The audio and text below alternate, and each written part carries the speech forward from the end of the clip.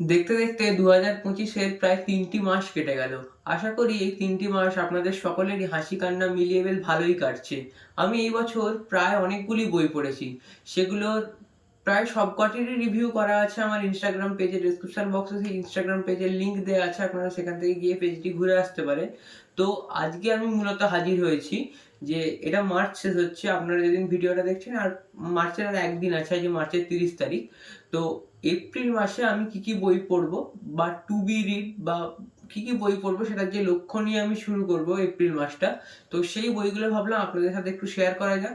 তো চলুন আর দেরি না করে দেখে নেওয়া যাক কোন বইগুলো এই এপ্রিল মাসে আমি পড়বো।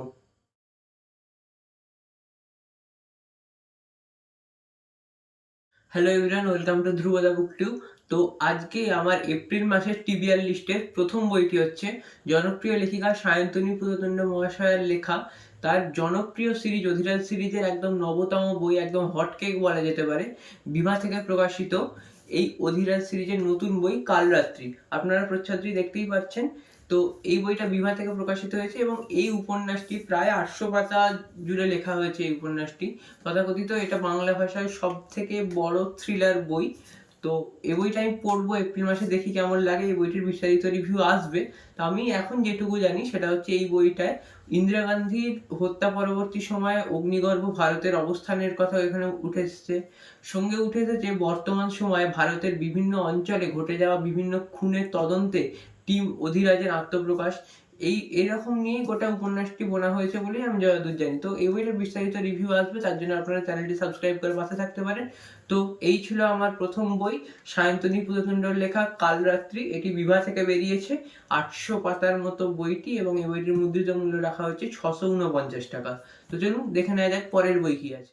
তো আজকে আমার লিস্টের দ্বিতীয় বইটি হচ্ছে পত্রভারতী থেকে প্রকাশিত সুলেখক অভীক সরকারের লেখা একটি ইতিহাস সুরভিত উপন্যাস মহাদেবী। এখানে গুপ্ত সাম্রাজ্যের এক ভাগ্য বিড়ম্বতা নারীর কাহিনী আছে, যার নাম হচ্ছে ধ্রুবা। তাকে কেন্দ্র করেই গড়ে উঠেছে এই সমগ্র উপন্যাসটি।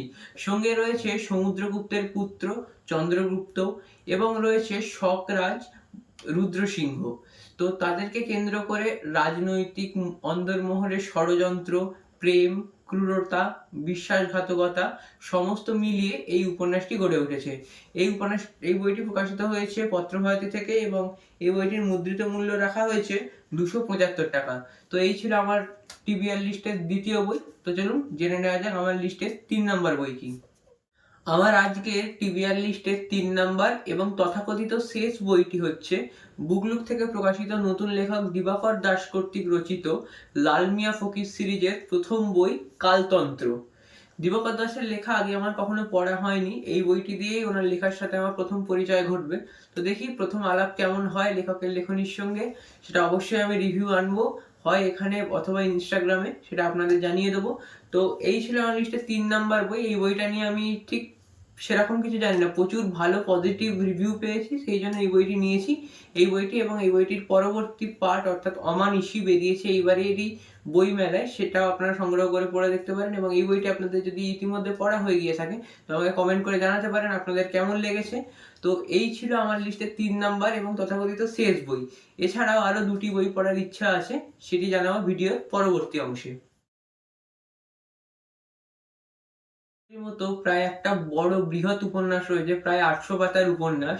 তো সেই জন্য এবারে টিবিআর লিস্টে খুব বেশি বই রাখিনি। এই 3টি বই মানে কালরাত্রি, মহাদেবী এবং এই কালতন্ত্র, এই 3টি বই প্রাইম টার্গেট আমার। এগুলো পড়ার পরেও যদি সময় বেঁচে থাকে তো আরো 2টি বই পড়ার ইচ্ছা আছে। প্রথম বইটি হচ্ছে অভীক দত্তের লেখা পথ হারাবো বলেই এই বইটি। এই বইটি পত্রভারতী থেকেই প্রকাশিত হয়েছে। অভীক দত্তের স্পাই থ্রিলার আমি পড়েছি এবং খুব ভালো লেগেছে আমার। ওনার বাজ সিরিজ এবং ব্লু ফ্লাওয়ার সিরিজ আমার খুব সুন্দর লেগেছে। তো ওনার প্রেমের উপন্যাস কখনো আমার পড়া হয়নি। তো এখানে মোট যতদূর জানি 2টো উপন্যাসিকা রয়েছে, আড়াল উপাখ্যান এবং পথ হারাবো বলেই। এই 2টি উপন্যাসিকা পড়ে কেমন লাগে দেখা যাক, যদি পড়তে পারি তো এটারও রিভিউ অবশ্যই আসবে। তো আরেকটি বই হচ্ছে সুলেখিকা দেবারতী মুখোপাধ্যায় রচিত নারাজ। এটিও একটি ইতিহাস সুরভিত উপন্যাস।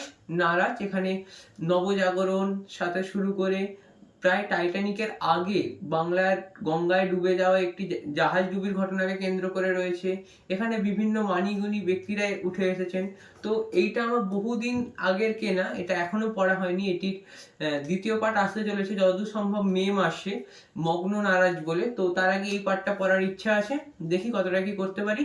তো আজকের মতো এই পর্যন্তই, দেখা হচ্ছে পরের কোনো ভিডিওতে। ততদিন ভালো থাকবেন, সুস্থ থাকবেন এবং বাংলা বই পড়বেন।